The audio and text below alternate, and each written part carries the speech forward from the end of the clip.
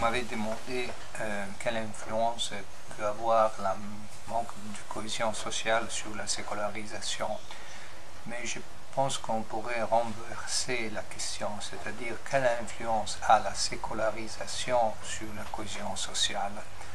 Et je pense que la sécularisation, c'est-à-dire les processus de sécularisation de la société moderne, est à l'origine de la désagrégation sociale et donc de la manque de cohésion que nous avons devant. Car la sécularisation, c'est une négation des principes de la loi naturelle. Car la sécularisation, c'est l'affirmation d'un processus irréversible de l'histoire et qui va changer la nature même de l'homme et de la société dans une perspective dans laquelle il n'existe pas des valeurs absolues, des valeurs objectives, naturelles. Et donc, le fait est que la cohésion sociale est fondée sur la nature humaine. La cohésion sociale est fondée sur l'existence de certaines réalités, comme la famille ou l'État, qui ne sont pas des réalités historiques, mais sont des réalités naturelles. Or, du moment qu'on nie, on refuse l'existence d'une institution familiale ou politique, naturelle, objective, universelle, à ce moment, ce processus de sécularisation, qui est un processus de relativisation, porte inexorablement à la désagrégation sociale et donc à la perte de cohésion.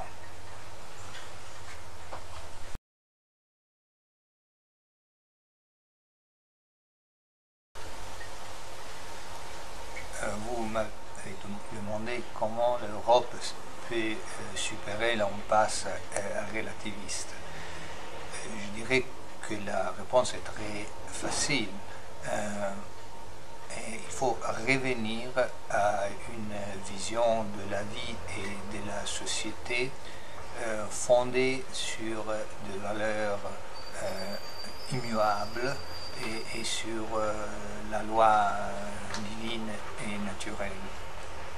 On pourrait objecter que ça ne semble pas facile aujourd'hui, mais si nous sommes convaincus que la vérité et des certitudes, des vérités existent, nous devons comprendre, je pense, que le processus de relativisation de la société est un processus artificiel imposé par les médias et imposé par notre classe politique.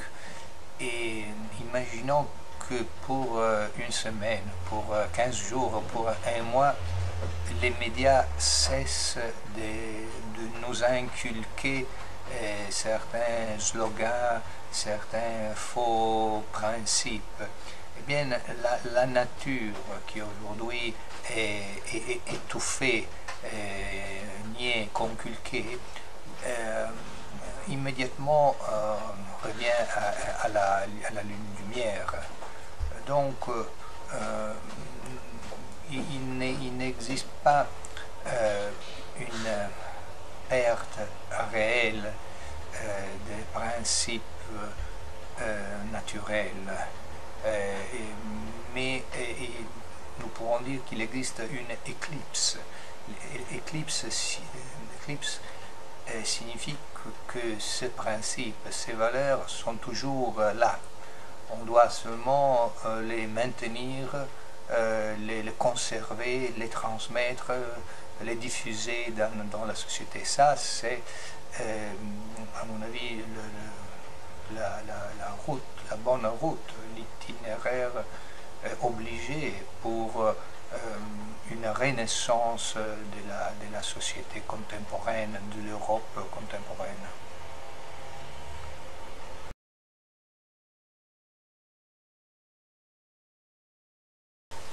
Le mot culture chrétienne est peut-être un peu ambigu car il y a une pluralité de cultures chrétiennes qui sont quelquefois en antagonisme entre eux. Et donc je parlerai plutôt de culture catholique car le mot même de chrétien peut être entendu d'une façon peut-être trop écuménique.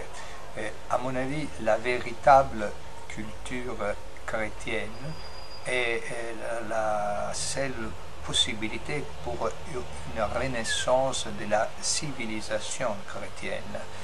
Une civilisation qui n'est pas une parmi les autres, mais qui est, selon le mot de Saint Pie X, l'unique possible civilisation de l'histoire.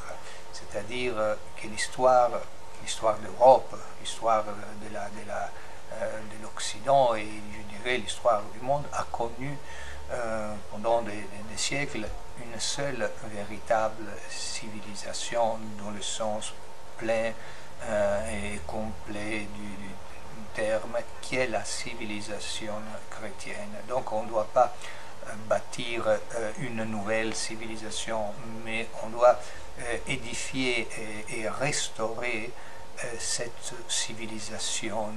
Et aujourd'hui, l'Europe et l'Occident sont immergés, plongés dans une apostasie civilisationnelle.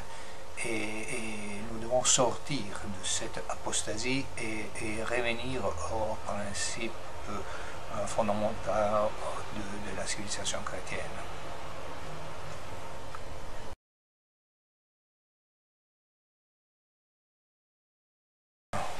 Je pense qu'une véritable collaboration entre l'Église et l'État aujourd'hui, c'est très difficile. En thèse, il serait bien l'idéal catholique, c'est-à-dire que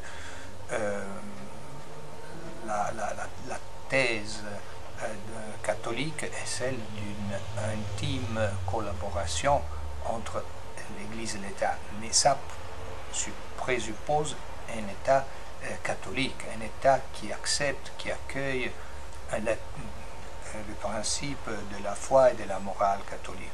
Aujourd'hui, l'État moderne est l'État né de la Révolution française, est un État qui professe la neutralité religieuse, la liberté religieuse, est un État qui s'inspire aux valeurs républicaines, valeurs qui sont nées en contraposition à l'Église catholique. Alors je pense qu'avec ces genres d'États, la collaboration est très difficile.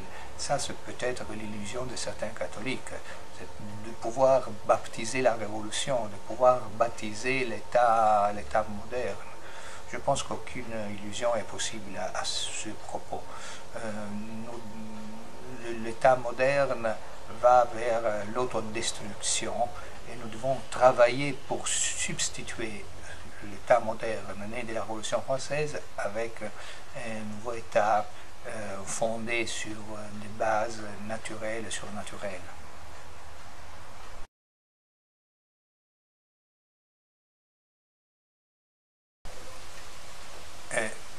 Je dirais avant tout que l'Église catholique est l'Église romaine. Donc Rome reste le centre du monde, reste le siège du papauté. Donc on ne peut pas imaginer par exemple une dislocation, un déplacement de la papauté à Jérusalem, aux Philippines ou ailleurs. Et l'Église catholique est enracinée dans l'Europe chrétienne.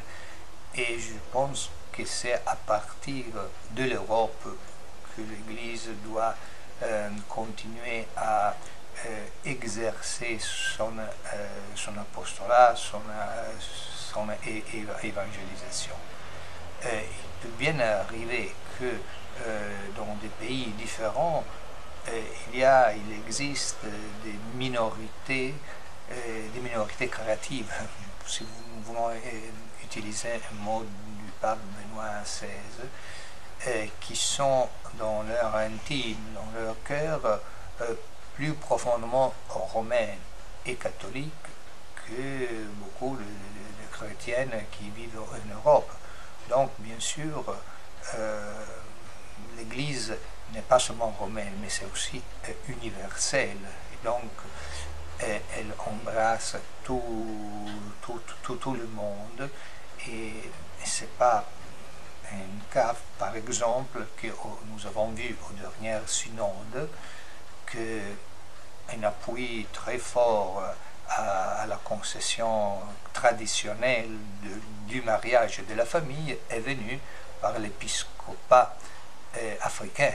C'est-à-dire que l'épiscopat africain est resté plus fidèle au dogme de l'Église plutôt que l'épiscopat allemand qui a, je dirais, trahi ou apostaté de la doctrine de l'Église.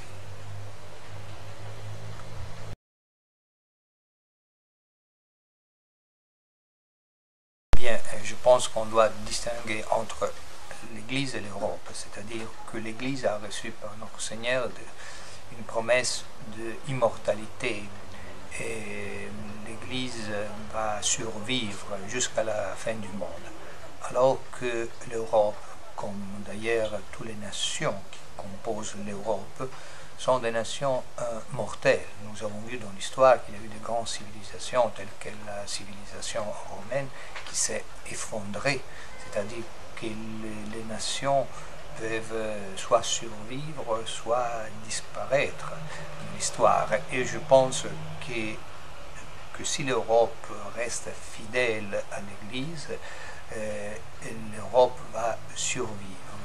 Si l'Europe devient apostate, si l'Europe continue dans le processus d'autodestruction qui aujourd'hui la caractérise, malheureusement l'Europe ou quand même certaines nations européennes vont disparaître. Ça, c'est d'autre part aussi la prophétie de Fatima. Dans cette prophétie, la Sainte Vierge parle de l'anéantissement de certaines nations.